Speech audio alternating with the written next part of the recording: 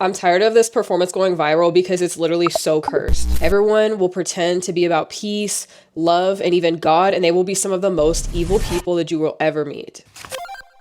I would love for the older generations to chime in on this topic because I've always wondered what y'all think about it. Like, what did y'all think in real time, especially if you grew up with their music, because this is just crazy. So there's this guy named John who's from South Carolina, and he has 2 kids with his age-appropriate lady named Susan that he's not related to. One is named Jeffrey and the other one is named Mackenzie, who would go on to be a very popular sitcom star of the 70s. And everything was totally fine until one day he, for some reason, decided to cheat on his wife with a teenager named Holly Michelle. Michelle and John would go on to wed, and they would start a very popular vocal group called the Mamas and the Papas. The Mamas and the Papas were a popular 1960s quartet, and their music was super huge at the time because it was very involved in the peace and love movement of the 60s. Something that also Charles Manson was a part of. It's weird. Their biggest hit, of course, is California Dreamin', and of course, many saw them on the iconic Ed Sullivan Show. In the group, it was Denny Doherty, Cass Elliot, who was a fan favorite, and we have John, who went by Papa, and Michelle, who went by Mama. And then, of course, we know Cass Elliot was Mama Cass. And Papa Phillips actually wrote Kokomo, unfortunately. Love that song.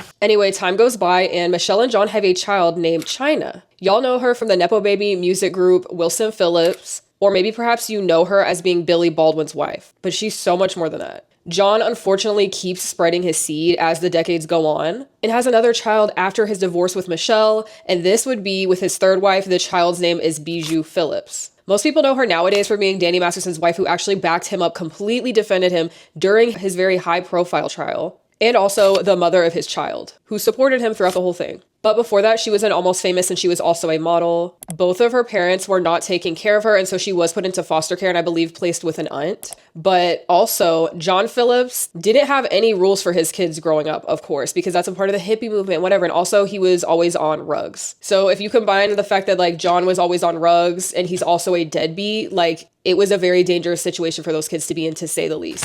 In 1979, at the age of 19, the night before Mackenzie's wedding, her dad came into the room and raped her. Mackenzie goes on to tell her sister China in the 90s that her dad had been having relations with her, as Bill Clinton would say, for 10 whole years. And this was during the era when he was literally with Bijou's mom. So it's Mackenzie, China, and then Bijou. China was automatically who would make something like this up? Of course, I believe her. She has been skeptical at some moments, but for the most part, she has supported her sister the hardest, along with Valerie Bertinelli, who I love. Y'all better ask Eddie Van Halen. But Valerie was actually co-stars with her on the sitcom in the 70s, One Day at a Time. Mackenzie also states that her dad gave her heavy substances when she was just 11 years old, which was the very first time that she tried a powder substance. She also describes a time where she woke up one night and he was on top of her clothes and she couldn't move because she was sedated with a whole bunch of substances that he gave her. The reason that this whole situation even stopped is because he actually got her pregnant. And this is when her father would actually pay to get her pregnancy terminated, which is crazy. Bijou's mom, since day one, has never been supportive of Mackenzie, and Michelle, aka Mama Phillips, who is China's mom, straight up said that Mackenzie was lying.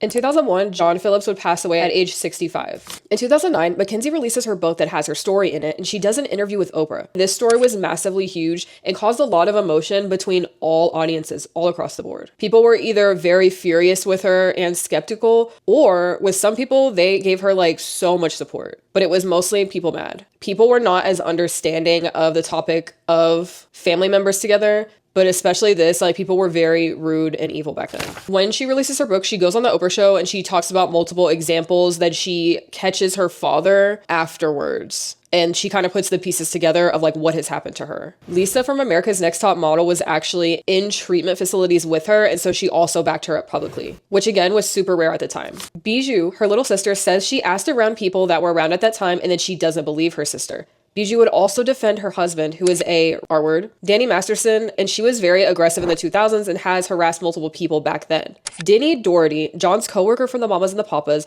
actually backed up Mackenzie's claim posthumously, which is crazy. His daughter actually came out and said after the book came out, yeah, my dad did tell me about this situation. He told me that he knew what Papa Phillips did to his daughter and that he was absolutely horrified by what he did. John was not disgusted, ashamed, or ever admitted any type of guilt. There was a situation actually where Mackenzie approached him the first time she caught him doing it, and she was like, why did you do this to me? Why did you R-word me?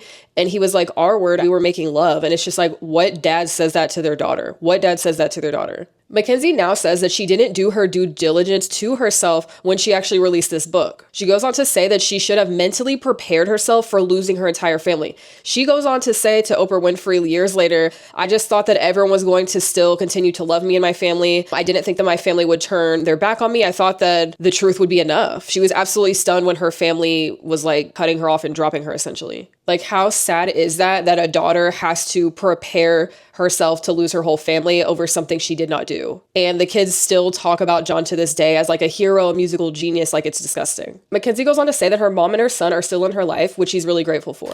Oprah years later says she was shocked when so many people reached out to her saying that Mackenzie's story had really touched them and they had been through something similar with an uncle, brother, or father. She says the actual number surprised her.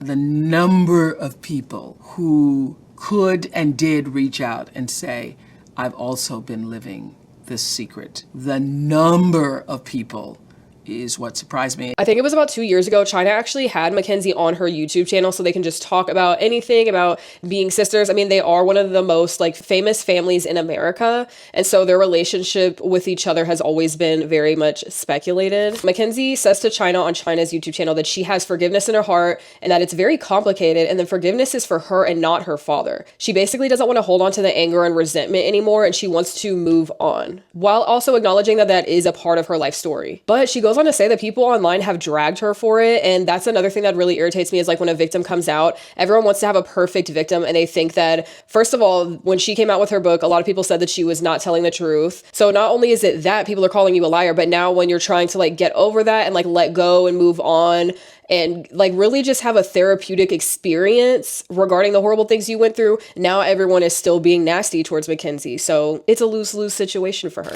As of January, Mackenzie posted a photo of her, China, and Bijou hanging out. I'm glad that everything is good now and that they've been like hanging out or whatever, but I just feel like I could never trust Bijou again. Not saying that Mackenzie has to or doesn't have to, but me personally, I don't like Bijou. I never have liked her. She just drives me nuts and she's irritating to me. I think now she technically does not support Danny because yes, she did divorce him, but that was like way after the damage was already done. So yeah, I feel like America also owes Mackenzie an apology because they tried to do the whole like, well, technically you were an adult when this happened and and like that's not necessarily all the way true. Like she was 19, I believe, so that still means she's a teenager. Mackenzie has said out of her mouth that she thinks she was actually like 17 to 18. Moral of the story is Mackenzie caught her father at 19 and that was something that she was able to piece together. But if people think that that's the very first time that John Phillips has ever done or touched, like that's just not plausible to me. I'm sorry. Mackenzie is very open about her sobriety journey and has had notable acting roles since then, even appearing on Orange is the New Black. She seems so much happier and at peace, and I'm just so glad that now her family is finally like in a better place with this entire situation. As of like the early 20s, for some reason, there's this viral clip that is all over the internet, and it's basically the Mamas and the Papas performing way back in the 60s, California Dreamin',